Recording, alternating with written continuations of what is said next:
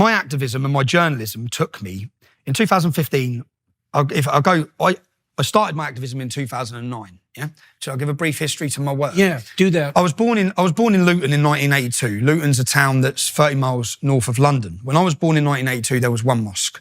There's now 45 mosques, okay? How big is Luton? It's 200,000 population. And how many mosques? 45. Okay. 45. Luton was named by the CIA as the epicenter for terrorist activities across Europe. The fertiliser bomb plot was planned in Luton. The 7/7 attacks, they got their bombs in Luton. The Stockholm bomber was radicalised in Luton.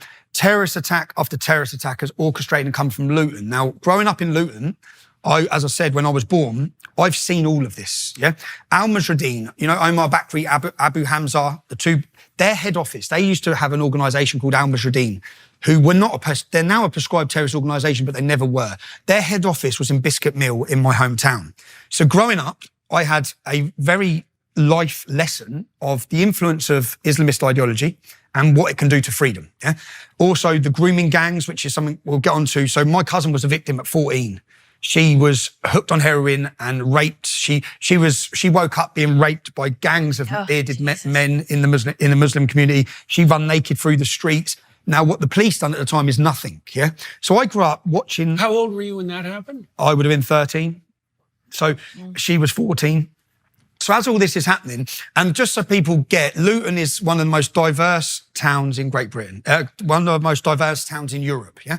So white English are a minority, okay? Most of the people I love are not white because I've been brought up in this community, yeah?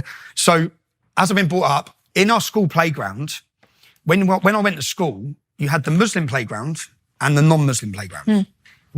So I had a very quick learning. And then when you go into the school... Why were they segregated? Well, they segregated themselves. The Muslims did not integrate or assimilate. So when you go into the school dinner table, just so people can picture it, you'll have whites sitting with blacks, sitting with Indians, sitting with Sikhs, sitting with Hindus, all sitting together. And in the corner, there'll be 10 tables of Muslims. Yeah. Now, I never understood it as a child. Okay. It was from when I went to high school, I just knew the Pakistanis are very different. Yeah. They're quite hostile. If you mess with one, you've declared war with the whole tribe. Yeah. There's not a fair fight. There's never a one-on-one fight. It's all gang related. And so I just grew up learning it. But that's not to say, because some of the best people I met in my hometown were Muslim lads. Yeah, some of the people I loved were Muslim lads. But per se, there was a real problem here. And I grew up watching it, learning it. And Al-Mujahideen, my first activism was in 2004. What was I then, 20? 2004, I organised a protest. And this group, do you remember the Beslan school massacre? So Beslan school massacre was Chechen terrorists had took control of a school. And this is coming again, yeah? This is going to happen to a Jewish school, I guarantee you. They took control of a school, and I was probably 19 or something. That was where? This was in Chechnya in Russia. Yeah, okay, I remember the story. And what happened was, the parents were all outside the school, and all the Muslim jihadists are inside the school with their pupils, with their children. And then they start butchering them and killing them. And I remember watching the parents drop to their knees and they're screaming, yeah? And I remember watching it thinking, what is this? This isn't one man that's gone in and done this. This is a whole group of people. So and then I had to understand what brings someone to do that. And 2 weeks later, I saw an interview in a chicken shop in my hometown of Luton with a man called Saif al-Islam, which translates as Sword of Islam. He was second in command of Al-Mujahideen, the group, yeah, whose head office is in my town. And I saw him saying an attack like that would be justified in a British school. And that was my wake up. I said, who's this man? And I looked him up. Who's his group? And I looked up who they were. And then I looked up Omar Bakri. And then I started understanding their ideology and trying to work out. And then for me, these are a danger. Yeah. So then I organised and I looked, and they used to have a stall set up. So we have a Don Miller's Bakery, a famous, it's like your Tim Hortons. Yeah. We have a bakery chain in Luton Town Centre. And every Saturday, this terrorist group are there, openly promoting hatred, yeah, just openly sending people to fight for the Taliban, recruiting people. So the Stockholm bomber, who was a Iraqi Muslim who come to university in Luton, was a nice young man till he come to Luton. Yeah. Then when you're vulnerable at your most vulnerability, away from home for the first time, in university, they pounce. Yeah, that's typical cult behaviour. So they pounce, and they got him. And then he went and blew himself up, yeah? So these groups have been operating. So I organised a protest called Ban the Luton Taliban, yeah? Well, I actually, I gave a presentation at Oxford University. When was that? That was 2004. So I gave a presentation at Oxford University because I made leaflets. And if you dig up the leaflet, which I'd done for my Oxford University presentation in 2004, my rhetoric has never changed, okay? So the leaflet was put as front page of our local newspaper. And what I said is, whites and blacks are being religiously and racially targeted in this town, yeah? No one's doing anything about it. There's a total two-tier policing operation in this town where they get away with what they want. The Islamic community get away with what they want. The police do not know how to deal with these problems.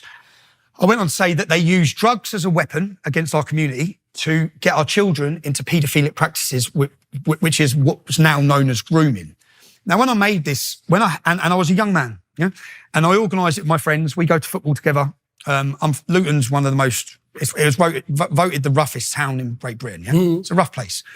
But what makes it rough? They were hat makers. We were hat makers. What made you rough? That's all that mercury. That's the history. Oh, maybe. Yeah. Luton's it's a poverty-stricken town with a lot of problems, regardless of Islam. Luton has a lot of problems. It's a rough environment. The levels of violence are as high as anywhere in the UK. But what you grow up thinking is normal actually isn't normal. You grow up with a level of violence in your school, on your streets, or the way to solve things is through violence. And it's a poor town, yeah? So I organised this group. About 200 of us turned up, Englishmen. And for the first time it works, the terrorist group weren't there, yeah? The jihadists weren't there that day because we were coming, yeah? And the police locked it down. But what happened from that point... The police, tell me what they did. No, the police, on this day, the police turned up. We went to Don Miller's. The group weren't there. We then held a little protest at our council building saying we need to get rid of these terrorists, yeah? This was before 7/7. This is before any terrorist attacks in Great Britain. The terrorist attacks we've seen, so 60% of the Muslims in Great British prison, in Great Britain's jails, are ex-members of this group in Luton. Yeah. So okay. So you actually had put your finger on them. I put my finger on them, and I named in the leaflet. What I named in the leaflet was the link between the street drug gangs we have a gang called the Gambinos. They're not very original. They're a Pakistani group, but they've called themselves the Gambinos. And 4 years later, the national newspaper. So in 2004, I named them in my leaflet. And say we've had enough of the gangs with their heroin, and we've had enough of the jihadists all combining. And what happened after this was I was targeted by the gangs, not by the jihadists, by the street level drug gangs who were drinking alcohol, gambling. They're not religious. They're just out pumping heroin and controlling the streets and prostitution. I was targeted by them. Now, years later, the national newspapers run a link showing the link between the Gambinos, they name them, and terrorists. They work alongside each other. And at the time, the Luton Islamic Centre, which is the main mosque of Luton, the main Salafist mosque of Luton, yeah? It's the old synagogue, ironically, before the Jews were driven out. It's the old synagogue. It's now... Oh, really? Yeah, convenient. But Kadir Bask was the leader of this mosque. Now, at the time, I then started looking at this mosque because my friends who were Muslim had said, bruv, that's the problem. In this town, that's the problem, yeah? So I went on their website and I translated their website and I found a 7-page justification for women to be lashed for adultery, yeah? I found justification for killing for apostates. This is on the main mosque, yeah? So I translated it all and then basically I faced a backlash from the Pakistani gangs and I had problems then. But at this time, I'm being honest, I was part of a Luton football scene. So I used to go football with my friends. The Saturday would be the day that all the English lads would come together for Luton Town Football Club. It was a cultural thing, I guess. I've never claimed to be an angel either. So I was part of a football scene. So we clashed then with the drug gangs, the Muslim drug gangs. And 5 years goes past. By this point, Do you think you did something wrong there? No, I didn't do anything. I stood up against them. Stood up against them. And at times, so I knew those gangs because we're all the same age. I went to school with them. Yeah, stood up against them. And I remember when they were getting with one of my friend's little sisters, and I rang the family and said, "Do not let her near them. I'm telling you, yeah." At the time, don't let her near them. I know what's going to happen. And then I had all the gangs having problems with me then, saying, "What's going on?" Because I knew them. Yeah, what's going on? I said, "You're not doing to her what you do. I know the family. It's not happening, lads." Yeah, the amount of girls I know who lives have been destroyed through these prostitution drug gangs, and they start off nice with the girls. They get them in, they treat them well, they give them money. These are 13-year-old children. Yeah, they give them drink, they give them alcohol, they'll drive them around in their sports cars. Gradually, bang, they're gone. The girl's gone. Yeah, the girl's gone. And as I said, when the family... Is that when you became aware of grooming? Yeah, I become aware because my cousin and all the other girls went to school with. But at the time, we viewed them. So at school, the English kids, we just viewed the girls ourselves. We viewed them wrong. We viewed them as slags because they're off with all the Pakistani men, the older men. Right. We were viewing them as children, just looking, saying what they're doing with all the taxi drivers and what they're going out with all the older Pakistani men. I watched your video about the woman now who's older who talked about the gangs when she was young, and she would get into a car and lay down so that her mum hide when her mum's in the car. Yeah. That's what I mean. Yeah. So all of these things are going on. Yeah. But by this point, we get to 2009. When did you start to understand that your view of the girls, the view of the girls that you had when you were 15 or thereabouts, when you were treating them like sluts, was wrong? Yeah. When did you figure that out? When I become an adult. When I become an adult and started looking, thinking, and then so 2009, in 2004, I do this protest. We have a backlash from all the Pakistani drug gangs. We carry on, we get through that. I've grown up. I've then, by this point, got 2 successful businesses. Between me and my wife, we had 7 properties. We were successful. We were doing well in life, yeah? And then 2009, we have a soldiers' homecoming parade. So they weren't out there at war. It was the Royal Anglian Regiment, which is our local regiment. Now, Scott Muntridge is 26 years old. He's from the estate I grew up in when I was young, and he died. Michael Swain was 19 and lost his legs. When the soldiers, I turned up on a Tuesday morning with my cousin, and it wasn't well publicised, but we turned up to pay our respects. And when I turned up, I saw about 20 women in full niqabs, which is quite a sight when you see them together. And then I looked and saw Saif al-Islam, the leader of this Islamic group, the Sword of Islam. I looked and saw him, and then I started seeing more of them. And then I saw police everywhere, and I'm thinking, no way, yeah, something's going to go down here, yeah? Then I saw I watched this myself. I watched as the police took a group. Now, because some of our friends got arrested at this event, we got the intelligence. Now, the police actually on the motorways stopped 360 other Muslims coming into Luton that day, yeah? So there was going to be a full-on attack against our armed forces as they walked through the town. But as they walked through the town, I watched as the local... these were the armed forces that had come back from Afghanistan or Iraq. Training. They were training. Yeah. They weren't at war there. I see. Okay. So they had the freedom of the city because they've been away. So then they come to get their march and the public can come out and support them. And it was all downplayed anyway. It was on a Tuesday. It wasn't publicised. We knew it because we know people in the regiment.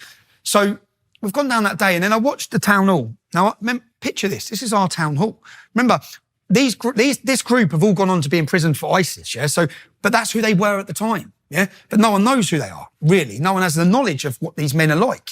We do because we're born there. I've looked at it. I've researched them. I know who they are. I know the danger of this idea. It's 2009. I'm standing there, and I watched my police walk them all through the town hall. They opened up our town hall doors and walked them through. I thought, what's going on there? And then as the soldiers are marching here, then you just hear all commotion. So I go running round the back of the town hall. They've took them through the town hall to stand. As the soldiers walk here, the Muslim group's here, and they're spitting at the soldiers. They spit in Scott Muntridge, who's dead. They spit in his mum's face. Yeah? They spat in the families, and they're shouting... Right, and that's assault, just to be straight. Just to be straight. Yes. Baby killers, butchers of Basra, this is what they're calling the soldiers. Now, my opinion of that war has changed from back then as well, yeah? I believe it was an illegal invasion. I believe it was disgusting what our government's done, yeah? But my opinion has changed on the motive of the war. And our soldiers don't get to choose the war they go into. They swear allegiance to Queen and country, and the government send them to war. Mm-hmm. Now, if these people are upset about the war, take it to the government. Yeah?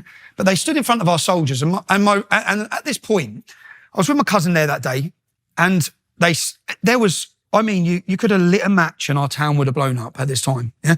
That's how we felt. But I'll tell you why we felt that, because I'm a proud Lutonian. Luton is part of the identity of who I am, is where I've been brought up. And the only time you ever hear our hometown mentioned, ever, is to do with terrorists and jihad. And now our soldiers have been attacked in our town, yeah, by these jihadis. And not just attacked, but the police walked them through the town hall to do it. So I watched it that day, and I watched the police's reaction. They didn't turn on the Muslims at all. They stood with their backs to the Muslims. So the Muslims were all here screaming abuse. They stood with their batons to all the English people who were upset at what they'd just allowed to happen.